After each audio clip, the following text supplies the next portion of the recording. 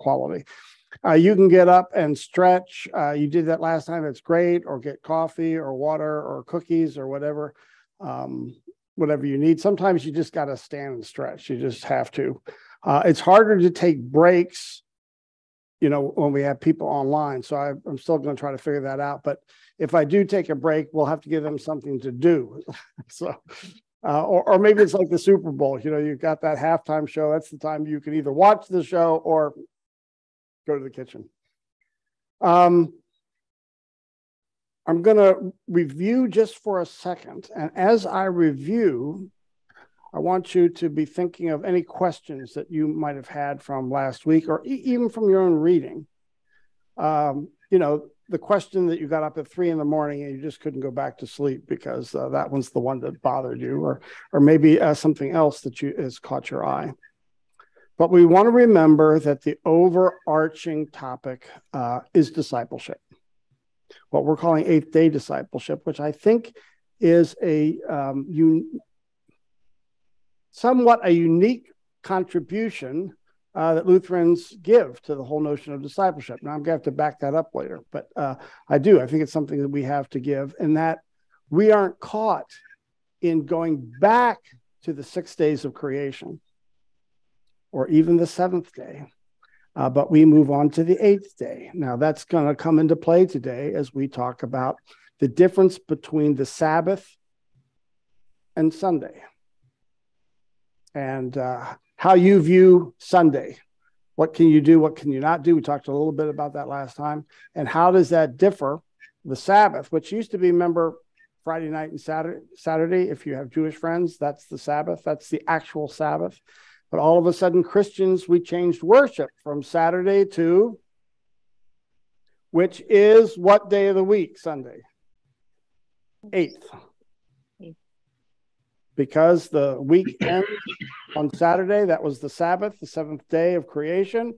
And then all of a sudden, Christians said, oh, we're going to worship on the day of the resurrection, which, if you understand it right, starting the new week, it's the 8th day. So all this was old tradition, but we've just kind of forgotten it, right? So now, actually, the first day of the week is Monday.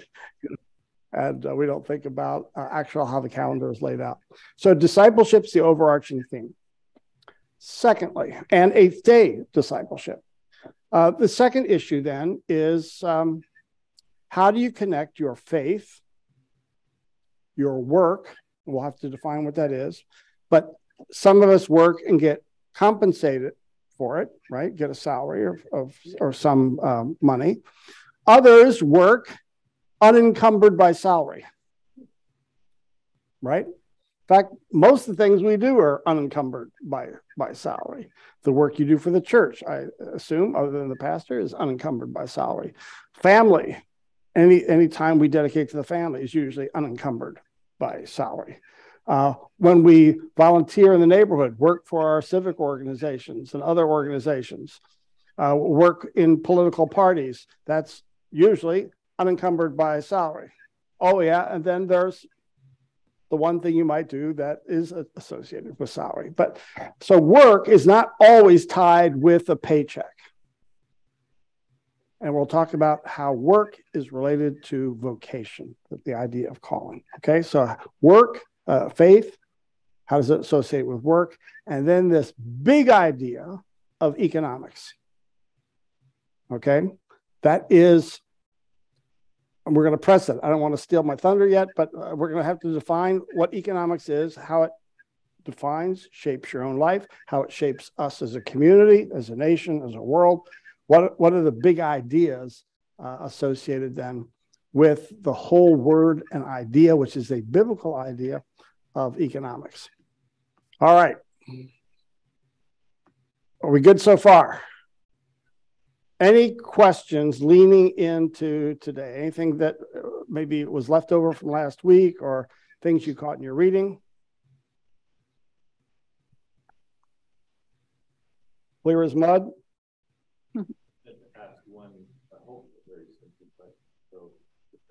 The first day of the week, we talked about varies.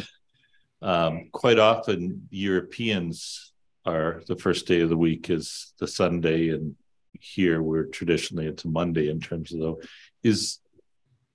where's the origin of that? Why would it be different? Well, on every calendar, Sunday is the first. So either the first day you could say of the week, or as we're defining it, eighth day. Right. And it goes back to the early Jewish Christian communities, Jews who had recognized Jesus as Messiah.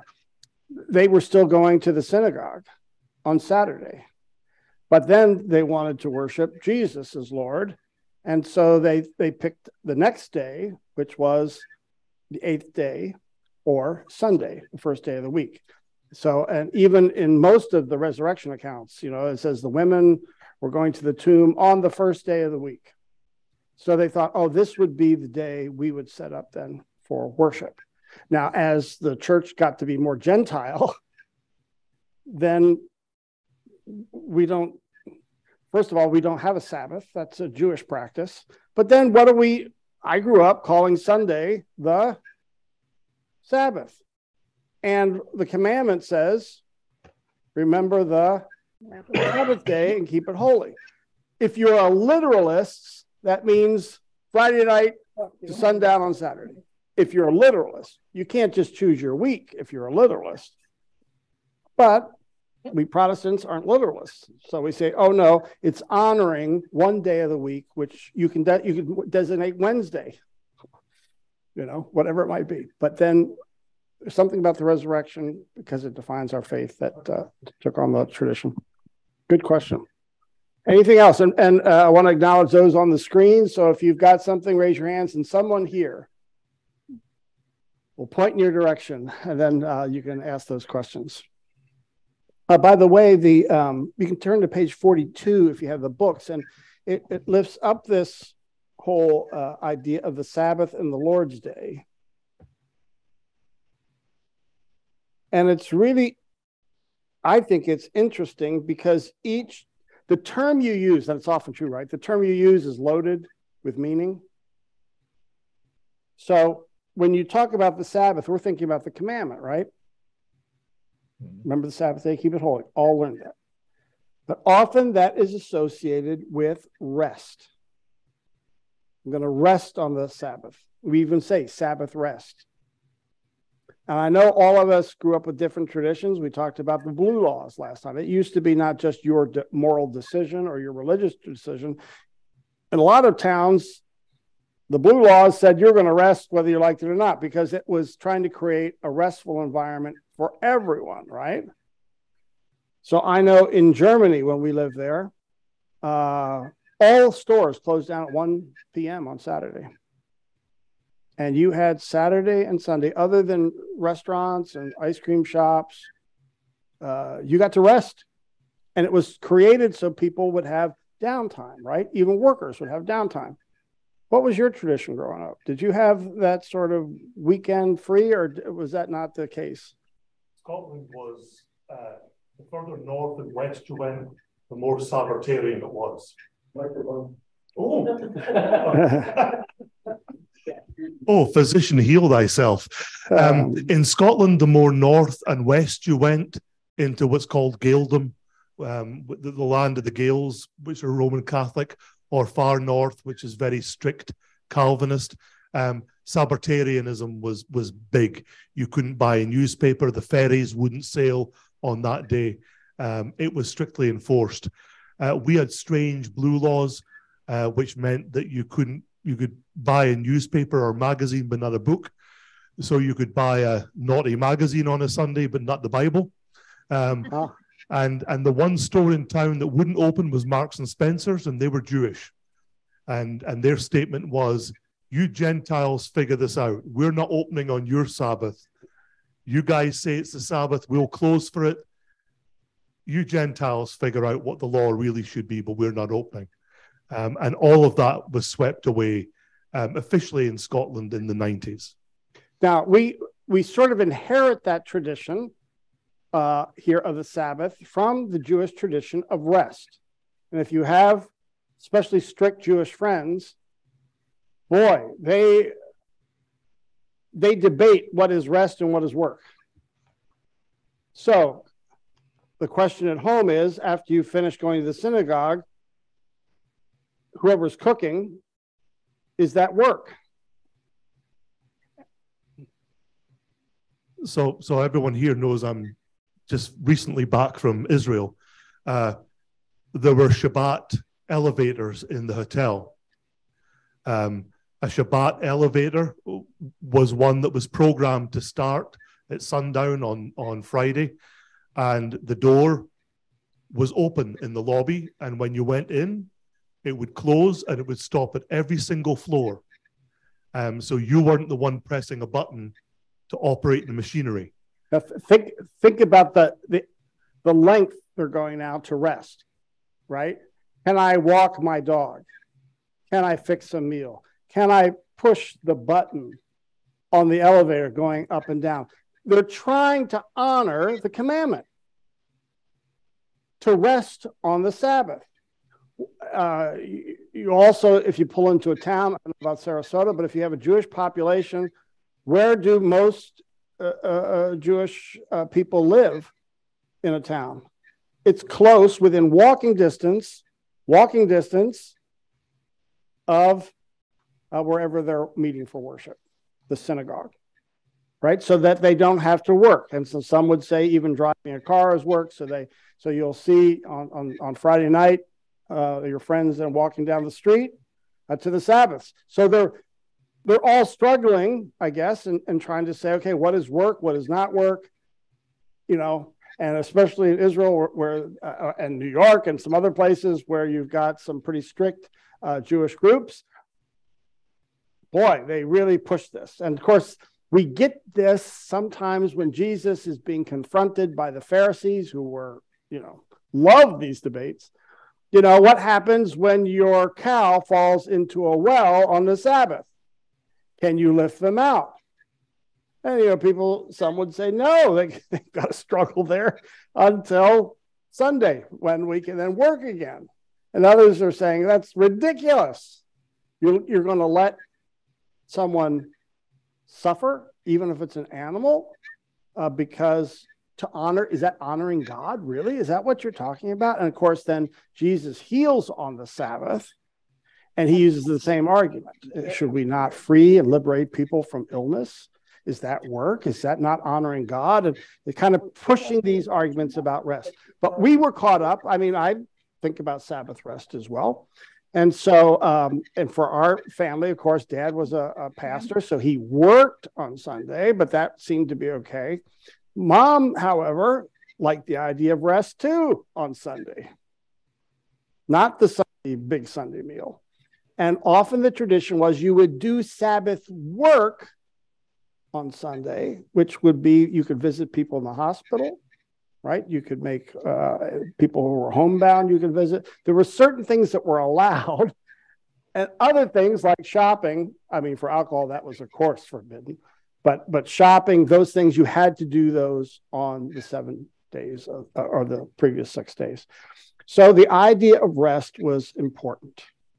So important that we put it on our gravestones. And you'll see, rest in peace. You're entering into your Sabbath rest. And we talked about this last time. It's always an interesting idea. And I'm going to have you turn, even those online, have you turn and now share your ideas about heaven.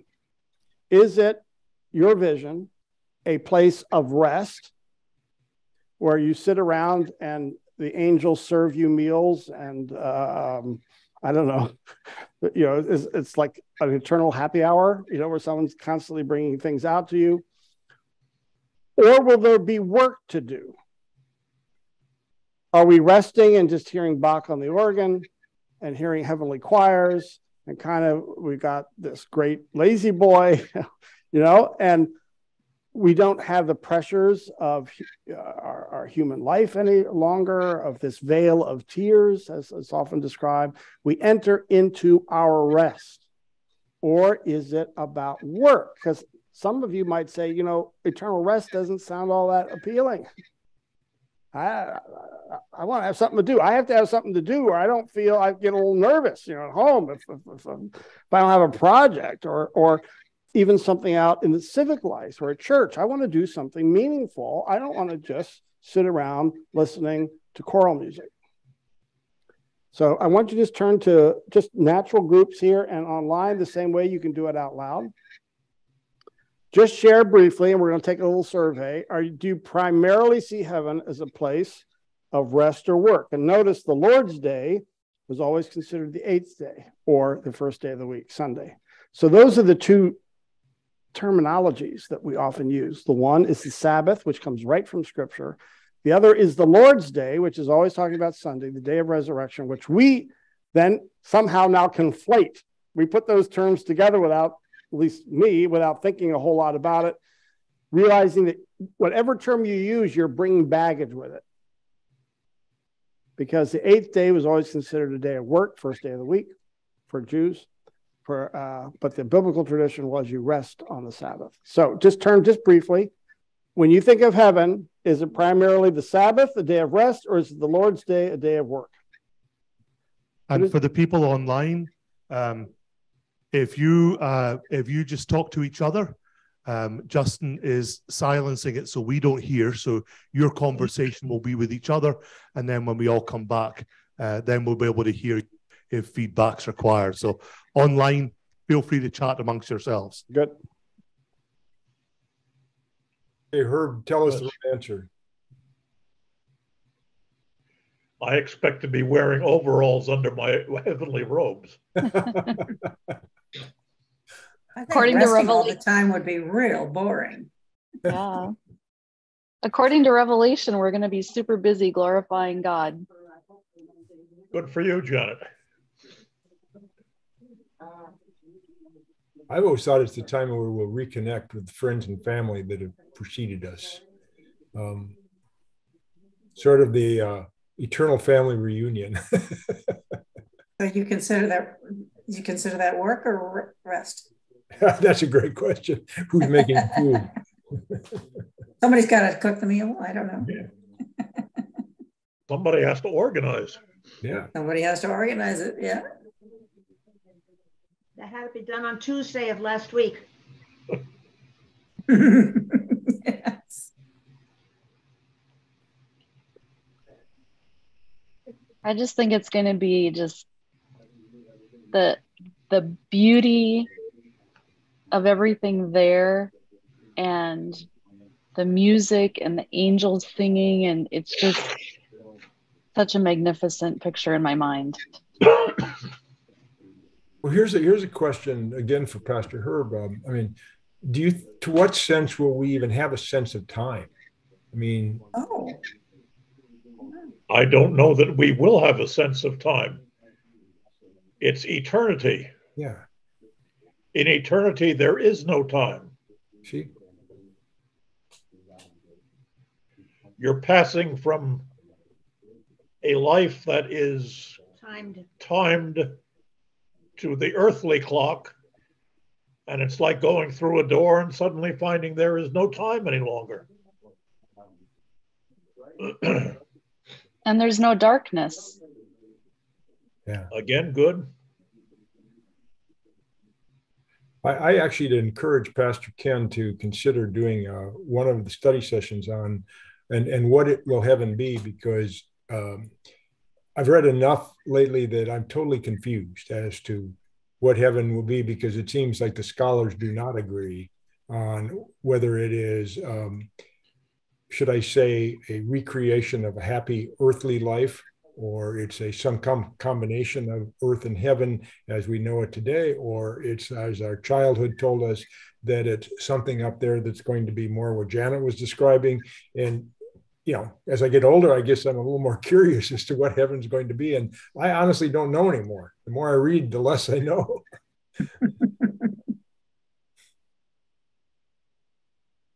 One thing I'm sure of, there will be no distillery open on Sunday.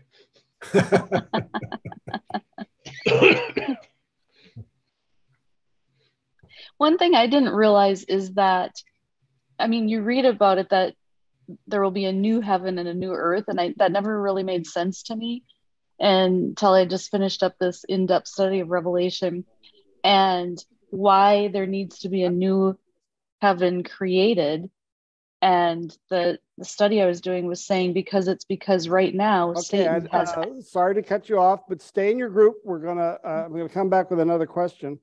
But first of all, heaven is a primarily place of rest or work. For those who say it's primarily a place of rest, raise your hands. And those online too. For those on. Okay. How many would say it's primarily a place of work?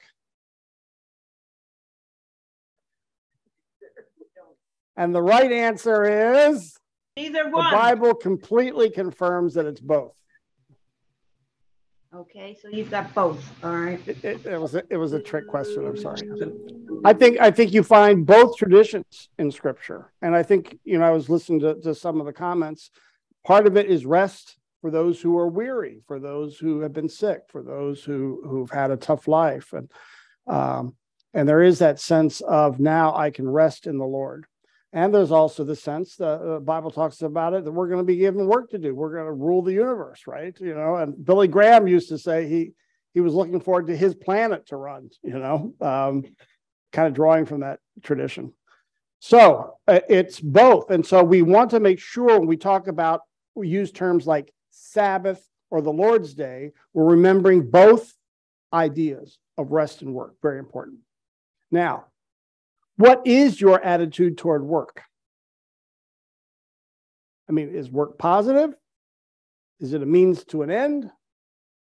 Is it negative? Is it a calling? Again, we started these conversations last week. I'm going to be testing this here. Get our idea from work from our parents, however they talked about it. And some of us grew up, and my grandfather was this way. I think he liked his work, but it was pragmatic. It put food on the table. Did he have to do it? Was it an inner calling? I think he would have said no. It was not an inner calling. But it allowed him to live a good life, to take care of his family. I think he saw it in those realms. On the other side of the family, it was a blue-collar family.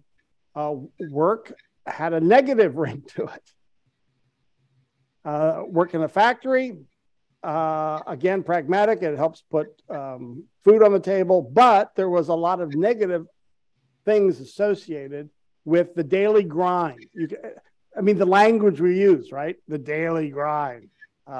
That's not expression of joy. I can't wait to get up in the morning, and get out there and do what God's called me to do. So once again, and online, I just want you to jot it down. If you've got a piece of paper there, or you can discuss it, but what has been your attitude to work, negative, positive, or maybe pragmatic? And where did you get that idea? How did your parents talk about work? And have you inherited their ideas, or do you have an idea of your own, basically, that you've developed over the years? Okay? Does that make sense? All right. First, talk about your parents. What were the ideas you inherited, so to speak, at home? And then your own.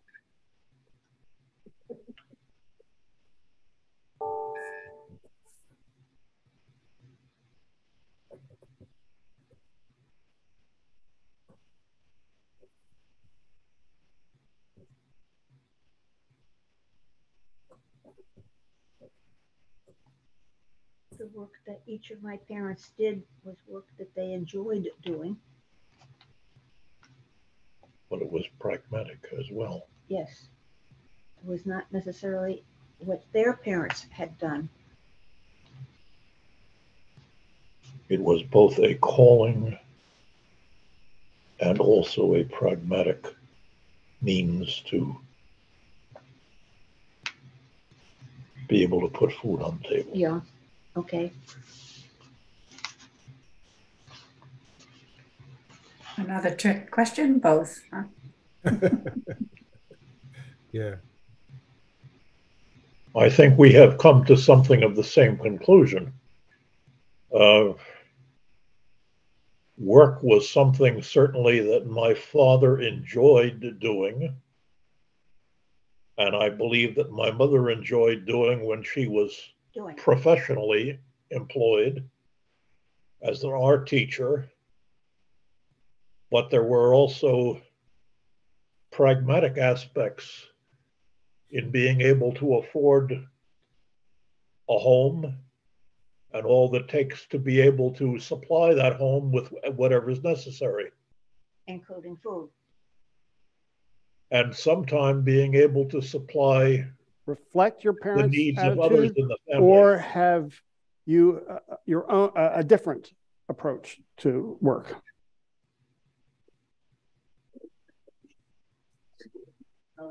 Say that again, Rick. I guess we're not. Herb, I don't think he hears us. I would just keep going on if I were you. Okay. Is your view of it the same as your parents? I grew up. Oh, go ahead. Go ahead, John, please. I was just going to say, my parents were always work hard and do your best and give your all. And I feel like I've carried that throughout my career. For better, for worse, as a child, my parents said, we don't, not only to me, but to all my brothers and sisters, they said, we don't care what time you come home, just know you're going to be up on Saturday morning and go to work. So work was obligatory. Recreation was optional. Oh, yeah. My father was very much influenced by his employer in terms of work, and he saw his work, I believe, from the time he went to work just out of high school until he retired, as a true calling. 2 more minutes and then we'll bring it back together. Just 2 more minutes. It so happened that his employer was John D. Rockefeller Jr. Wow. Wow. Wow. I think what's interesting too is, so I've worked from home for probably the last decade now, and I would always get a kick out of, because my mom and dad would come down to Florida and stay for 4 to 6 weeks, and my dad could never understand that I was working even though I wasn't leaving the house. Yeah. So that was an interesting change in times. He's like, well, you weren't working today, you were home all day. Like, yeah. No, that's not quite right. Well, would he consider the person who was preparing his rooms and preparing his food as not working either? Good question. Yeah. I think of myself at this stage of life, living in an institution like we are living in here at Westminster. The only work that I do is work that is voluntarily done. Let's bring it back together again. Sorry if I'm cutting you off on a conversation, but I want to hear now, again, parents first survey. Would you say your parents' attitude to work was either, I'll say, positive, negative, or pragmatic? Pragmatic means I value it because it helped me support my family, okay? So your parents, how many would say they had a positive attitude toward work? Yeah. Okay. How many had a negative attitude toward work? Okay, nobody. How about pragmatic? Yeah, a couple. All right. Now let's turn the focus on you. All right.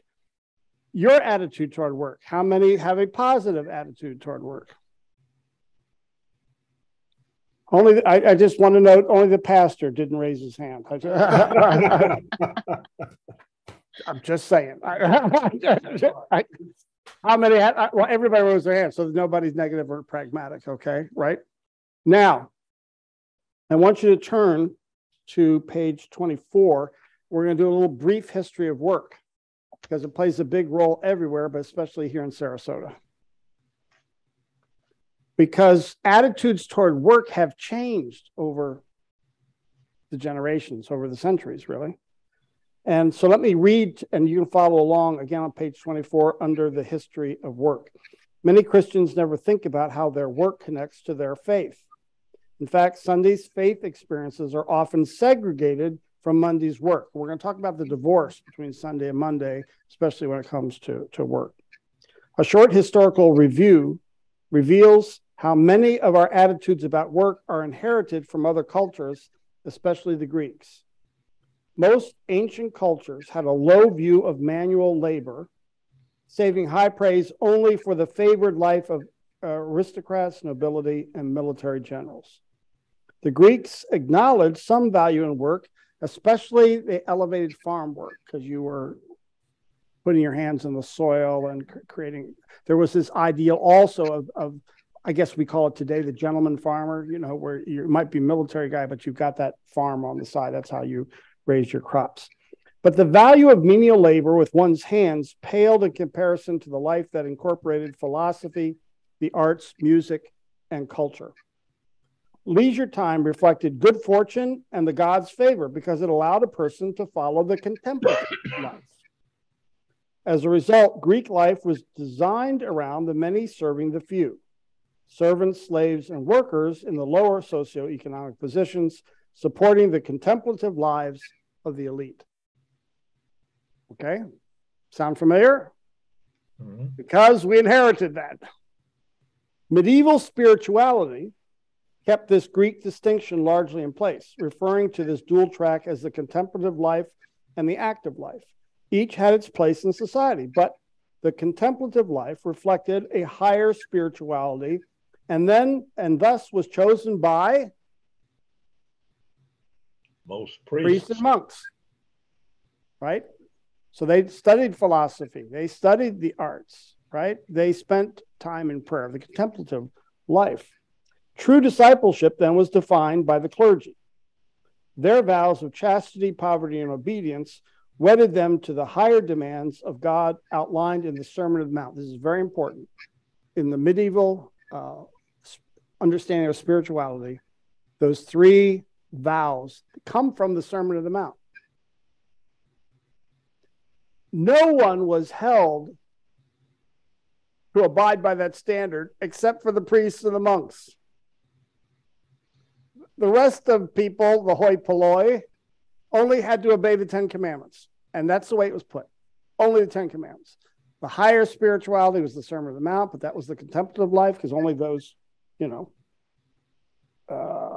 who had some leisure, who were being taken care of by the church, could afford not to, be out in the farm or working, right? Does that make sense?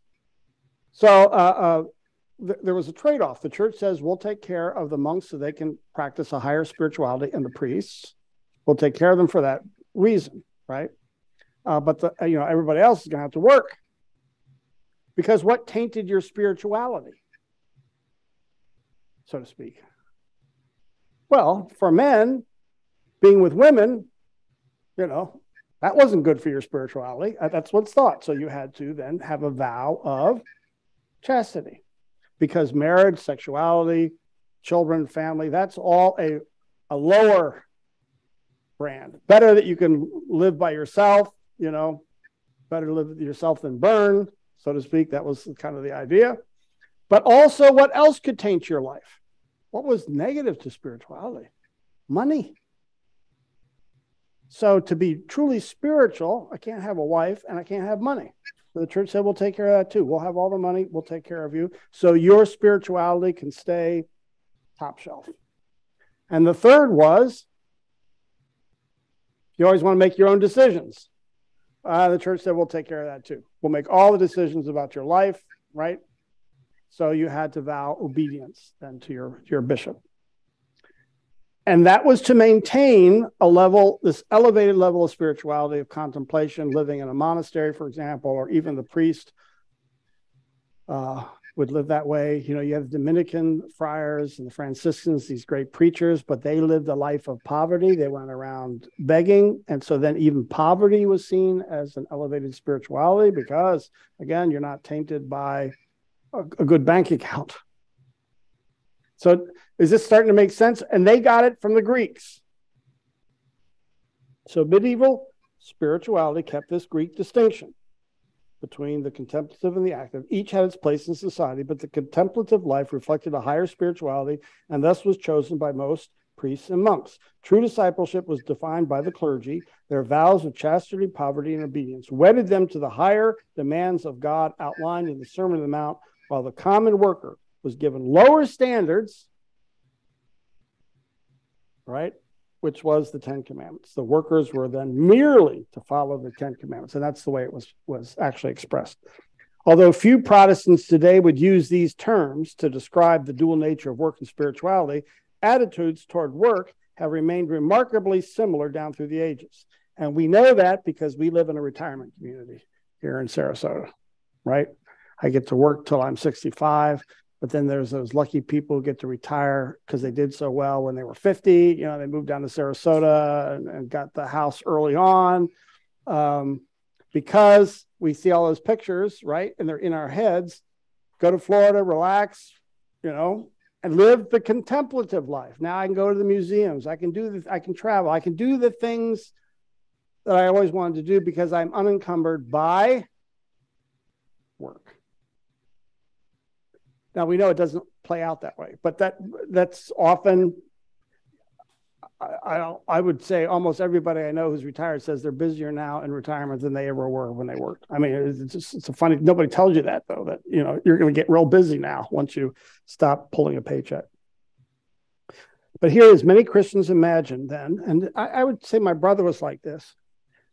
He does great work.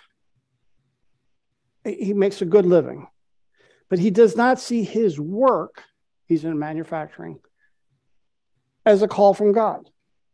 He said, all I want to do is be able to make a good salary so I can give to the church, because that for him is the true work.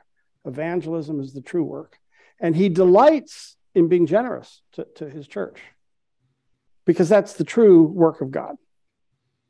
And I keep saying, well, but isn't your manufacturing? I mean, look at how you're helping people by manufacturing good products, good, reliable products that make people joyous, make their house. He makes knobs and poles and gifts, but he just doesn't see that. For him, the true work is church work. And this was a very important innovation by Luther, because he's reading these traditions. He's going, wait a minute. Everyone is a priest, the priesthood of all believers, which means all work has value in God's eyes. God's actually managing the world through us. We're going to talk about that under the economy. God's managing the world through us and through our calls. And someone said, well, does that apply to the restaurant worker? Well, of course. Have you ever sat down to a good restaurant where someone really took care of you and made the whole experience that night enjoyable? Mm-hmm. It's amazing. Sometimes the simplest jobs, when done well, I mean, you notice, boy, that person's good and they're enjoying what they're doing. And I like that. You know, it kind of excites you, especially if you value just regular work on all aspects. I had someone who worked in transitions, job transitions. She was Jewish, and she didn't see the value of her work that much. I said, you'd be kidding. Executives come to you at the lowest point of their lives. You know, they've just lost a job, let's say, a well-paying job. They're feeling insecure, and you're helping them. You're like a counselor, helping them through the most difficult part of their lives. And you don't see I said, let me use God language here. I'm a pastor. Don't you see God using you to put that person back on the straight and narrow? And so I only share that because often we don't see how God is using us and our work on a daily basis. And that Luther mapped out 4 areas of callings, 4 areas of work. We're going to test those. The one is your family, which is probably where you put in the most work. Right? And the sacrifice, and that's the whole idea, by the way. The priesthood of all believers, priests give sacrifices. When we do our work, it's sacrificial. And there's no place we do more sacrifice than in our families, parents or grandparents. And so God said, that's your first calling, is in the family. And we're constantly changing that, right? We're constantly debating, what's my role now in the family? Now I'm the father or the mother. Then I'm an aunt or an uncle. And then I'm a grandparent. And what role do I play with my kids now? They're all 40, right? Can I still bother them with my ideas about what they should be doing in life. And so we know we're constantly debating the role in how do we fulfill a calling. But the second is work for compensation. That changes. By the way, the word retirement does not exist in the Bible, so there is no such thing in the Bible as retirement. You just shift your work responsibilities. And a lot of retired people know that, right?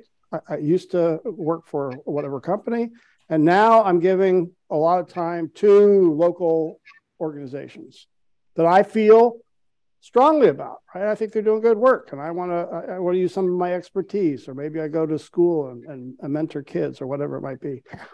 So a very important idea. One can link that with the third, which is how do you serve the neighbor? You could even name that citizenship here. What role? And of course, minimum requirement is I vote, but there are other requirements. Being a good citizen, and God calls that a calling. We're called to take care of the neighbor. And the last is in the church. What's my role here at St. Armand's Key? Where has God called me to plug in? Now, that's a lot of calling. So sometimes the hard thing is, how do I balance all my callings? Because it's, my work is demanding this, and my family's demanding this, and I can see the needs in the neighborhood, and I think I could actually contribute there, given my skill sets. So all that is going on. And Luther says that's the priesthood of all believer. Your work is valuable. It's a spiritual undertaking. In fact, you should do it as a priest. So I don't do work to earn God's favor. I don't make sacrifices to earn God's favor.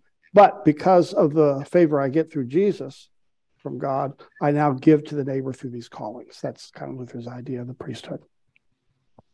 So the false readings now, what builds into the old Greek idea, which is wrong. But when we read the call narratives of the disciples, how do we often read those? Lay down your careers and follow Jesus. That's kind of where my brother was, right? He said, I want to get to the point where I don't have to work in the factory any longer and producing things that he does. And I just want to make enough so now I could do the real work of God, which is give all my time to the church.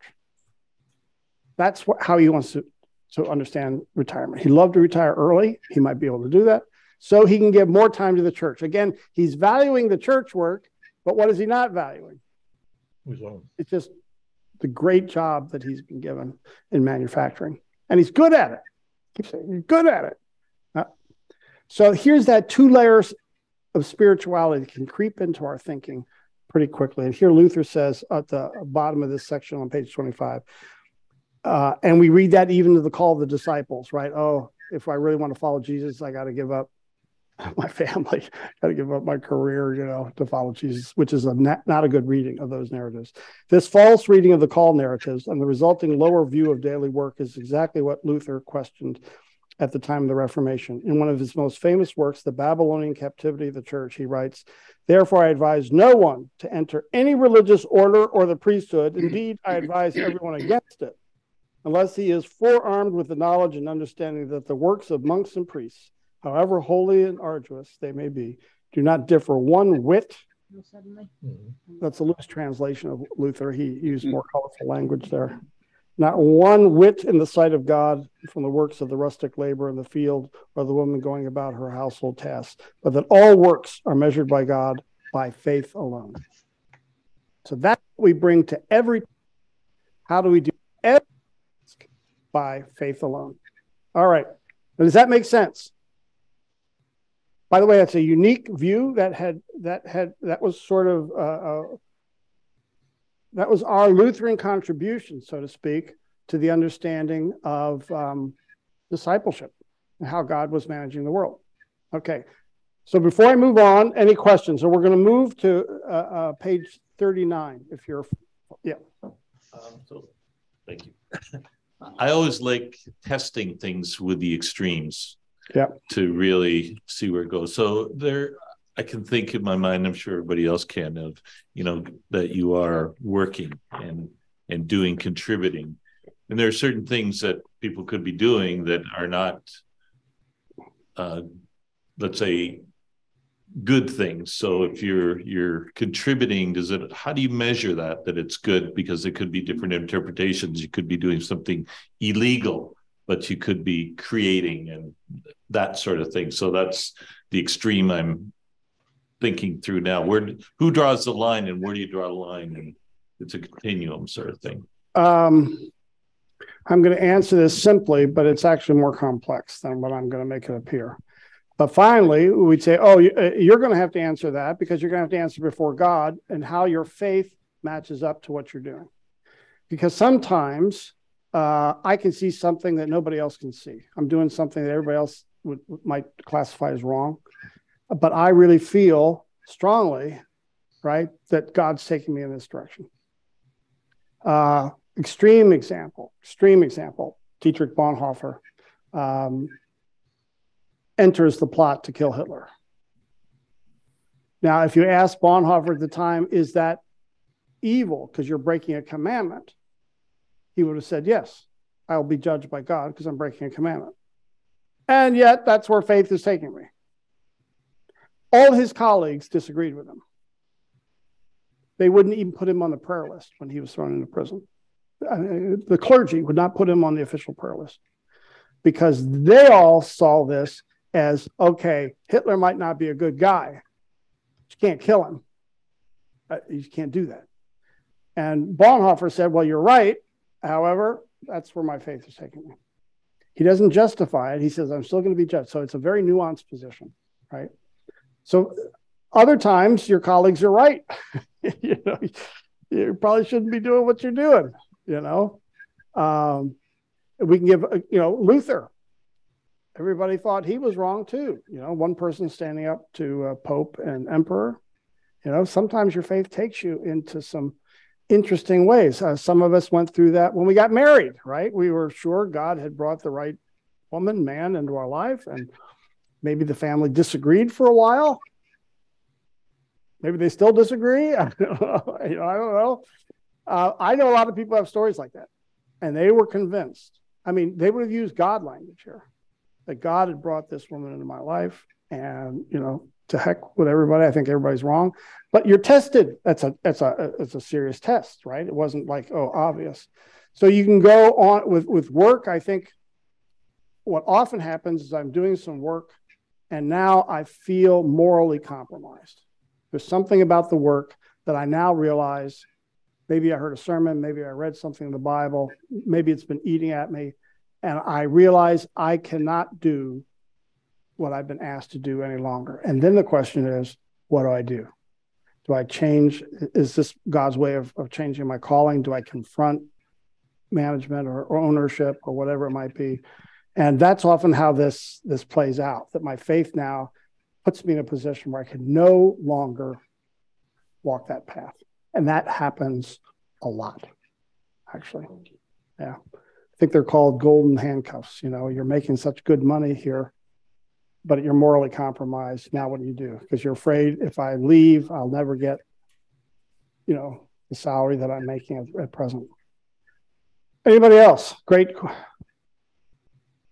I think that's what happens all the time. And we should be talking about that at church, because you can just assume it's going on all the time with people. All the time. It's just, and it never stops, that type of discernment, always. So now, how do you put together faith in your work? Because that's what we're talking about. And not just in a crisis situation, but normally. We had a test, and again, I'm on page 39.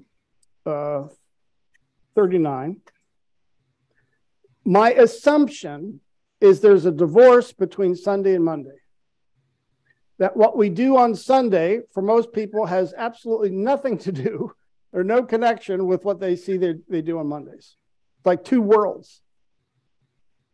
And I was hearing this more and more, and I was trying, if I can find the quote, there's this guy at Bethlehem Steel who had the best quote on this. I just thought, Deal. who I know somebody here knows, right? Yep, there you go. He was a leader, Lutheran, worked for Bethlehem Steel.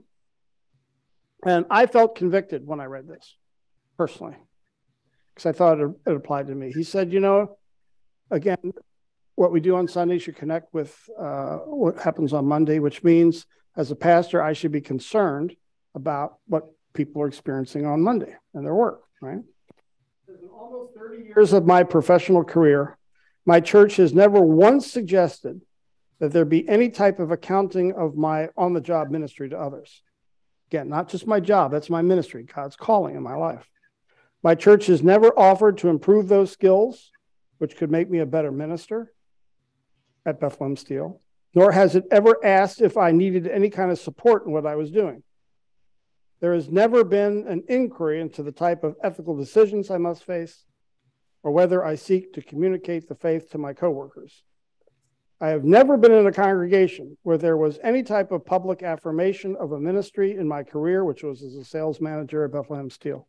In short, I must conclude that my church really doesn't have the least interest in whether and how I minister in my daily life.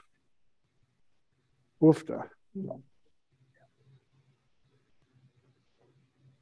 So, does that ring true?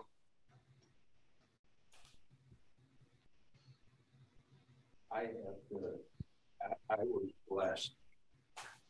I had the fortunate happening to be blessed. I had 10 years with IBM, which was a wonderful company. And the ethics and principles, there was no question of that. But to carry my faith into my job didn't exist. And I was born and raised with a pragmatic vision of what I was getting educated to do and where I went and what I did. And then I was convinced to leave IBM by one of my customers to go off with a client of his that he was incorporating on a wing of an idea. And the first thing that happened after I agreed to do it, he sent me to a Bill Gothard seminar. And this was a man who I would say was not looked upon as a man of faith, but he had had a conversion just before he decided to start this business. And from that point on, there was no question it was God's hand that led me on that path. Wow. And he supported it.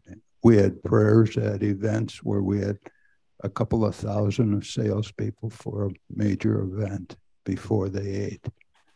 We opened the opportunity for employees to have Bible studies during lunch hour. And the company tithed.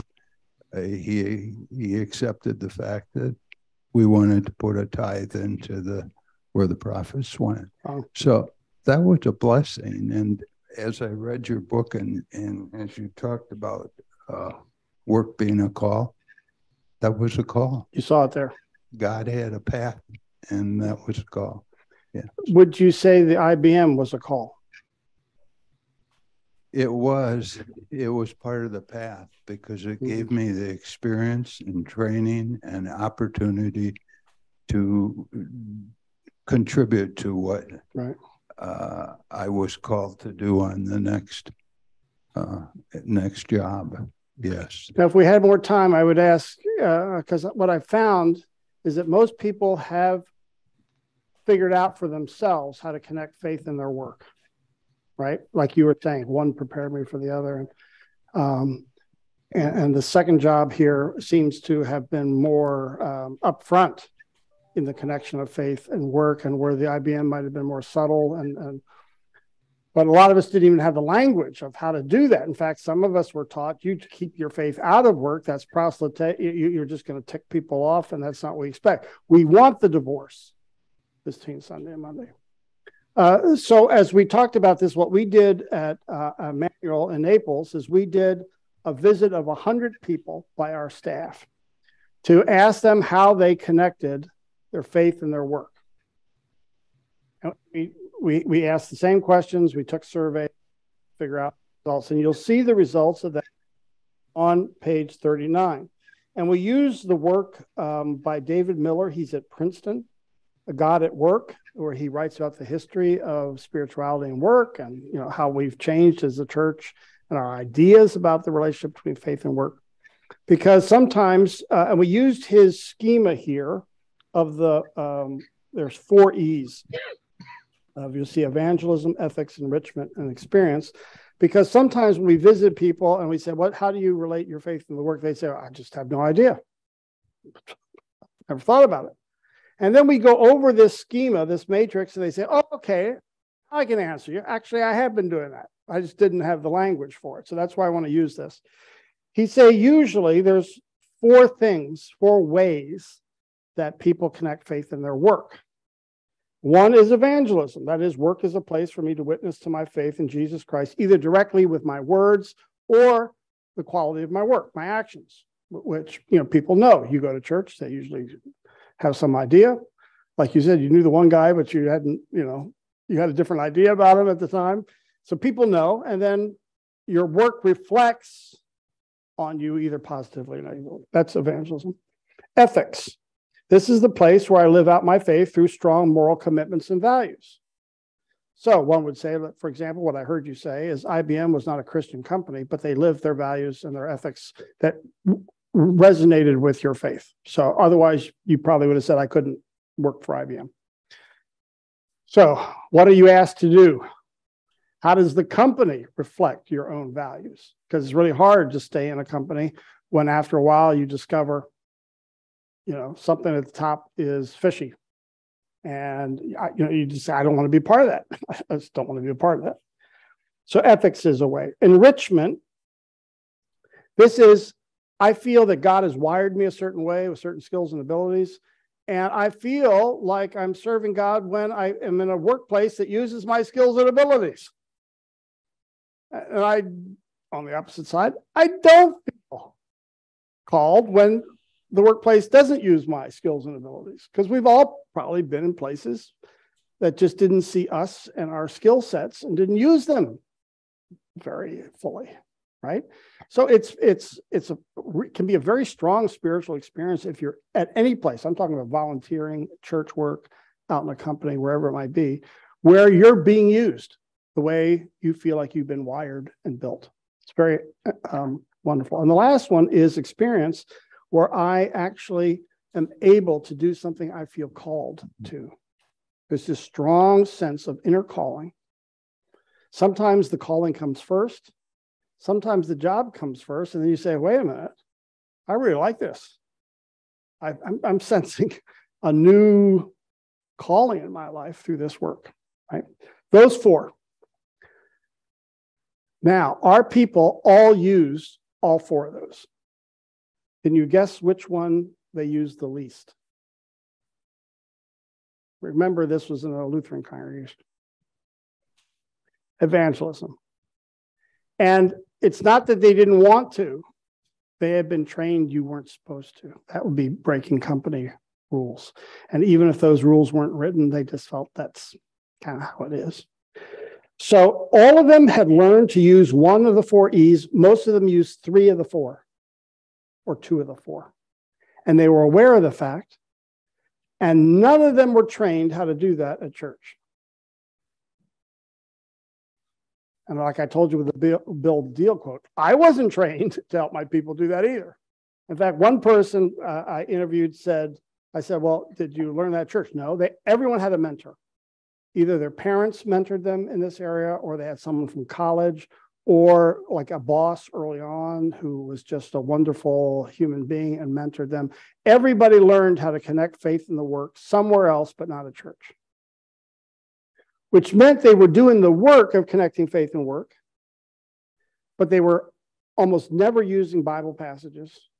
They were not using catechesis. There was no formal theological understanding because, again, the church had not been doing the work. They had just kind of gerrymandered their understanding on their own.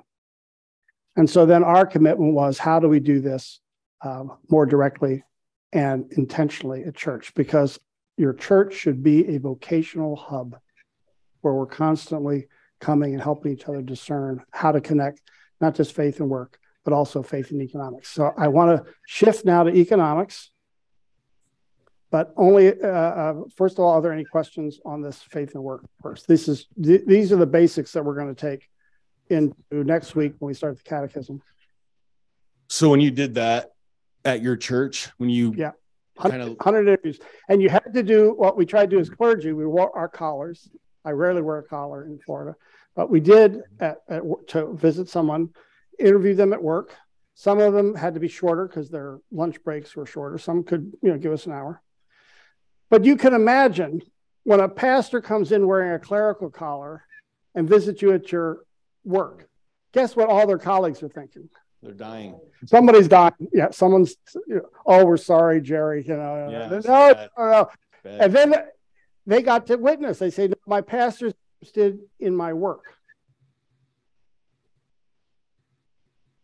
It's like, you're kidding me.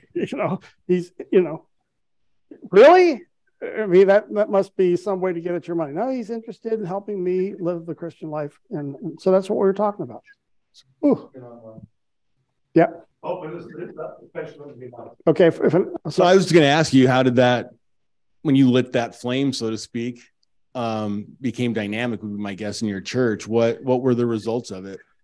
Well, first, we learned a lot about what we were not doing officially as teachers of the church. We were all tying our worship experiences together with work, although we should be, but we weren't. And then we found out that everybody was making the connection, but without us. So the question was then, how can we address this more directly? Worship experience, Bible studies, preaching, vocational elements. How do you bring people up, let's say, at the beginning of the school year? Not just the kids, but the teachers, and pray for them, acknowledging God's call, how important teachers are to our kids, and doing things like that. Praying in Naples. When do we pray for our business people that they would do well so that we can prosper in a community, Around that, was that like, did you see the results in the people going, wow, this is dynamic? Yeah, we began that, and then COVID hit. And that was interesting too, because here we'd been praying for business, and then business was wiped out. So then we thought, oh, the prayers are now even more important, because now we know. Remember what all those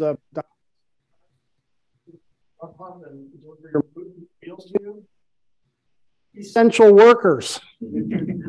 All of a sudden, these lowly workers were put up on it. We all went, man, we value people who will bring us our meals because we're scared to go out and get ill. I mean, it changed the whole dynamic. So we did 3 years of a lecture series like this on faith working economics, brought people in, and lost a little momentum. It's still part of our language and vocabulary, but COVID really it took us out of some of the rhythms, I think, of what had started. An observation, if I can. I have found over the course of many years that I was more able to do that within the context of Rotary clubs that I belonged to in various communities, even as over opposed to the church. I think it's a great comment, because I've not known too many churches like this, but I have known a few where the council demands, as part of the pastor's workload, that he or she participate in Rotary or other business roundtables in the community. And what they're just saying is, we want you in the community. We don't want you isolated, which can happen. There's enough work for clergy to be isolated. And to be out in the community is like a big deal. But you gotta, that's almost like a spiritual discipline to be. Yeah, in my previous congregation, the new council president was a Rotarian, and just as about the time I was leaving, he was nudging me towards that and had said, the congregation will cover your costs associated with your membership of Rotary, because we see that as that Absolutely. Connection. And, we will allow you the time, but we'll also make sure you're not out of pocket, because this is becoming a priority for the congregation. Now, this is a side comment. It's just a side comment to the Rotary Club. But almost every country club has secret rules that members can invite their clergy to be members. And that was true in Chicago, but we never knew it because it was only for the, so that the members could know they could invite their clergy. And the idea was so that they could fellowship with other people in the community. That was the idea. But it had to be an internal invitation. Because I was driving by this really great country club, Olympia Fields Country Club outside of Chicago, PGA quality. And I saw my priest friend teeing off on hole number 4. Oh, he can't afford Olympia Field Country Club, or the church is doing a lot better than I thought. And so I went and asked him. He said, "Oh, well, my members of our church invited me to be a member." He said, "And it's for free for any clergy living within 5 miles of Olympia Fields Country Club."